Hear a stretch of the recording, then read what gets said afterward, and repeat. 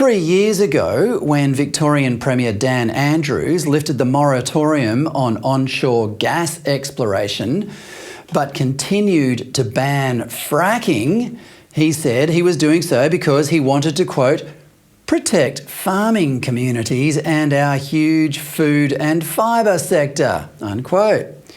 Well, fracking had even then been proved to be an environmentally safe and cheap way to produce gas.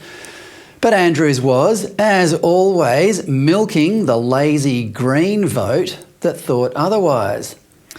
Now he's doing it again, but this time it's the, quote, farming communities who are paying the price.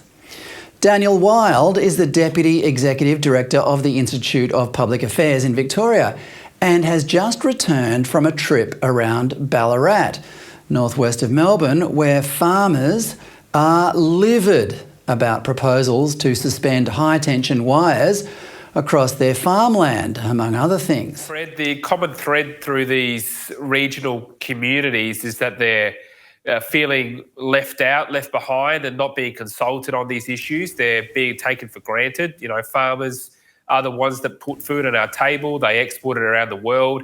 They're earning that critical export revenue that is then reinvested to the benefit of all communities. But they're just getting steamrolled by the inner city elites and the politicians that take them for granted.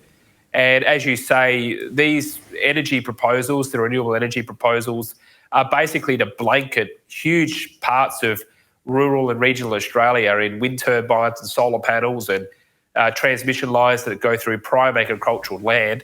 It's got massive ramifications for these communities, but also for the nation as a whole. It's a threat to our food security. It's a threat to our energy security. And yet our political leaders are just pushing on with this plan, even though it's got no prospect of working in an effective way and is severely undermining the prosperity of these regional towns.